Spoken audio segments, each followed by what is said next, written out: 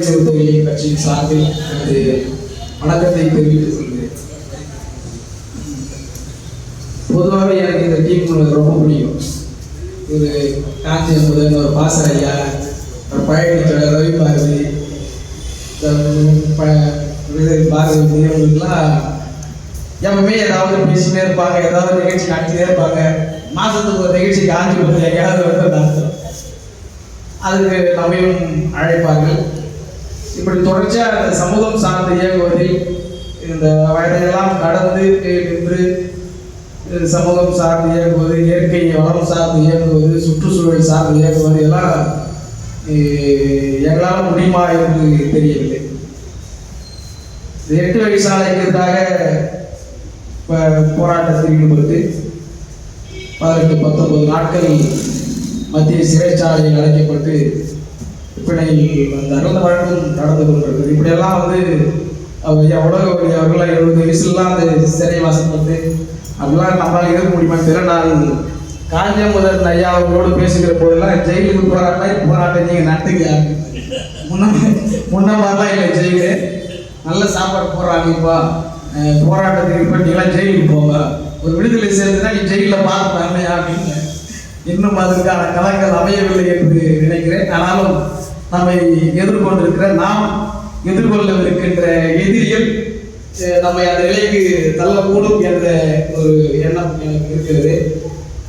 2 நாட்களுக்கு முன்பு இந்த நிகழ்ச்சி குறித்து காஞ்சி அவர்கள் என்னிடம் சொன்னபோது நான் இணையத்தில் கிருஷ்ணசாமி சர்மா குறித்து தேடிக்கொண்டிருந்தோம்.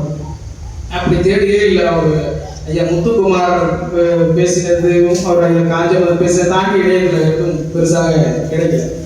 எல்லாத்துக்குமே முத்துக்குமார் சங்கரன் என்று ஐயா எழுதிய அந்த கட்டுரையும் அந்த இது மட்டும் தான் வேற எதுவுமே வரல. ஒரு 3 ஆண்டுக்கு முன்பு சாதி தீண்டாமைக்கு எதிராக குரல் கொடுத்திருக்கிறார். அந்த குருகுலத்தில் பிராமணர் அல்லாதார் எப்படி பாதிக்கப்படுகிறார், பிராமணர்களுக்கும் பிராமணர் அல்லாதவருக்குமான அந்த உணவு கொடுப்பது, இந்த இந்த பிரச்சனையை அணுகியிருக்கிறார். இதற்கு எதிராக குரல் கொடுத்திருக்கிறார். ஒரு சாதி மறுப்பு, மதம் மறுப்பு, மொழி, இனம் எல்லாத்தையுமே தாண்டிய ஒரு திருமணத்திற்கு பிராமணர்கள் எதிர்ப்பு வந்தபோது அதே சமூகத்தில் பிறந்த இவர் அந்த திருமணத்தை அந்த காதலை ஆதரித்திருக்கிறார். அதற்காக குரல் கொடுத்தது அந்த திருமணத்தை தான் நடத்தி வைத்ததாக அந்த இதில் வருது. நான் நிகழ்கால அரசியலோடு இதை தொடர்புபடுத்தி பார்க்கிறேன்.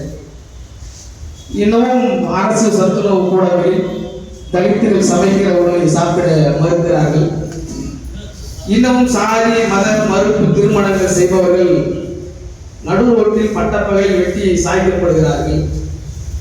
நம்மை சூழ்ந்திருக்கிற இந்த சனாதன ஆபத்து என்பது நம்மை கொஞ்சம் கொஞ்சமாக விழுங்க கொண்டிருக்கின்றது. நாம் எதிர்பார்த்த மட்டுமே ஆடிக்கொண்டிருக்கிறோமோ என்கிற ஒரு சூழலில் நாம் நின்று கொண்டிருக்கிறோம். எதிர்தான் தீர்மானிக்கிறோம் எல்லாத்தையுமே. நாம் எதையுமே எடுத்து செல்ல முடியாத நிலை. நேற்று கூட முருகன் மாநாடு நடத்துகிறாங்க. அதில் அரசியலமைப்பு சட்டத்துக்கு எதிராக பேசுகிறாங்க. நீதிமன்றத்தில் அரசு அந்த மாநாடு நடத்தக்கூடாது தடை விதிக்கிறது. நீதிமன்றம் அரசியலை பேசாத மாநாடு நடத்துறியா அப்படின்னு சொல்லி ஒரு உத்தரவு சொல்றான். ஆனால் இவங்க நீதிமன்ற உத்தரவை மீறி பேசுறாங்க, அரசியல் பேசுறாங்க. இந்துக்களாய் ஒன்றிணைந்து வாக்கு விகிதத்தை வாக்காக நாம் இதை மாற்றணும் அப்படின்னு தீர்மானம் போடுறோம். இந்துக்களாக ஒன்றிணைந்து நீ வாக்கு சாதகத்தை வாக்கு பற்றி தேர்தல் அரசியல் ஓட்டு அரசியலை பற்றி பேசலாம் அப்படின்னும் போது நமக்கு இதெல்லாம் அரசியலமைப்பு சட்டத்துக்கு எதிராக. இப்போ புதுசாக ஒன்று சொல்லுவாங்க, இந்துக்களாக இருக்கிறோம் மட்டும்தான் தமிழர்னு பேசுறாங்க அந்த லட்சராஜ். இப்படியாக நம்மளை நாம மிகப்பெரிய கிருஷ்ணசாமி சர்மான்னு போறோம். இதுல பார்த்தா பேசும் மணியார் பூசி மாணிக்கிறது இதெல்லாம் சொல்லும் போதே நம்மளுக்கு மிகப்பெரிய வேப்பா இருக்குது. எப்படி தேர்றாங்க, கண்டுபிடிக்கிறாங்க அப்படின்னு சில விஷயங்களை நான் வெளிப்படையாக சொல்லித்தான். காஞ்சிபுரத்திலே இருந்திருக்கிறோம், காஞ்சிபுரத்திலே பிறந்திருக்கிற ஒரு மிகப்பெரிய போராளி கிருஷ்ணசாமி சர்மா உங்களுக்கு தெரியல, ஒரு 2 வருஷம் தான் தெரியும். இன்னும்